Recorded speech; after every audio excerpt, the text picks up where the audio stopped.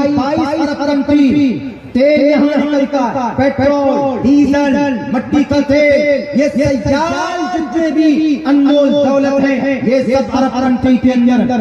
बोलो गाड़ी भी सोने और चांदी की से बॉडी बनाते हैं, गाड़ी की 5-6 टन की गाड़ी बनाकर अपने बेटियों की शादी के अंदर में अपने दूल्हे को अपने दामाद को देते।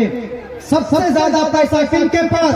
अरब कंट्री के पास। लेकिन अरब कंट्री के पास अगर कुछ नहीं है तो कोई तालीमी इदारा नहीं है, एजुकेशन के लिए कोई तालीमी इदारा नहीं। ये सबसे बड़ी बड़ी हिदायत की वजह जब चली गई 1924 के बाद। ऐसा 4 शादियां किए हुए हैं, एक विवाह अपना अपना शेख बोलते हैं, एकदम एयर कंडीशन गाड़ी में घूम रहे हैं, नस्ल के लिए कुछ कर रहे हो, कुछ नहीं करेंगे, हम तो शेख हैं, हमारे नौकर है, काम कर रहे हैं, बच्चे हैं, हाँ बच्चे हैं, इतने मोटे मोटे बच्चे होते हैं, बच्चों पर कोई परवरिश नहीं, 4 शादी करने को फर्ज समझते हैं। और यही कॉन्सेप्ट हमारे देश के प्रधानमंत्री जी को हो गया कि अरे मुसलमानों में 4 शादी कंपल्सरी लाओ, यूनिफॉर्म सिविल कोड लेकर आओ, यूनिफॉर्म सिविल कोड नाफिज करो तो ये 4 शादी एक शादी में बदल जाएगा, एक ही शादी कर सकते हैं। ये बात कई जगह बताई जा चुकी है कि 4 शादी इस्लाम में फर्ज नहीं है। इस्लाम में अगर आपके अंदर सकत ही नहीं है, आप अगर नाम नहीं दे सकते तो आप पर एक भी फर्ज नहीं।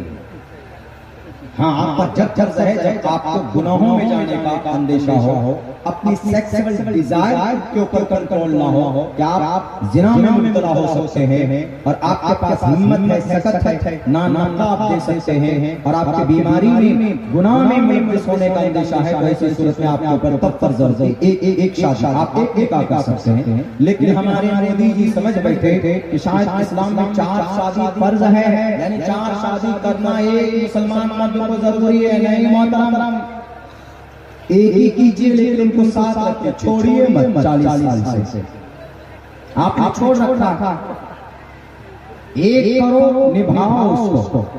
हाँ, यहाँ ऑप्शन ये है कि अगर कोई औरत बांझ निकल जाए, इस्लाम में ये ऑप्शन है, कोई औरत बांझ निकल जाए या बीमारी हो जाए, कैंसर हो जाए, मौलिक बीमारी हो जाए, तो इस्लाम कहता है कि दूसरी भी अब तुम कर सकते हो। आप तो कर ही नहीं से दूसरी नहीं कर सकते, नहीं तो आप बहन बना सकते हैं।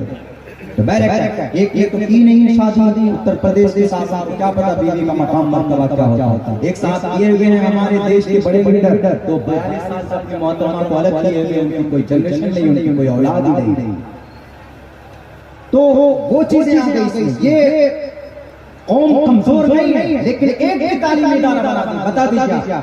आपने कभी सुना है कि हम जा रहे हैं कतर पढ़ने के लिए? नहीं। कतर क्यों जा रहे हैं? पैसा कमाने। अरब कंट्री क्यों जा रहे हैं? क्यों जा रहे हैं? पैसा कमाने। पैसा है वहाँ पे, लेकिन वहाँ पे तालीमी इदारा है। तालीम के लिए बच्चे कहाँ जाते हैं? हायर स्टडीज के लिए यूक्रेन जाते हैं, स्पेन जाते हैं, ब्रिटिश रशिया जाते हैं। मेरे मामू रशिया से MD किए, रशिया गए, रूस गए, वहाँ से तब वो यूक्रेन शिफ्ट हुए, अभी वहीं पर मिलिट्री मिली। हमने कहा क्या अंग्रेज नालायक अरब कंट्री में क्यों गया? आप अरब कंट्री नहीं लिखा था, वहां जाते। बोला अरब कंट्री में अरे एक भी यूनिवर्सिटी नहीं है, एक भी यूनिवर्सिटी छोड़िए भाई, यूनिवर्सिटी चलो दुनियादारी के उसमें आता है। एक भी बड़ा दीनी इस्लामी इदारा मिस्र के अलावा बता दीजिए कहीं है? कहीं नहीं। इन अरब कंट्री में कहीं नहीं।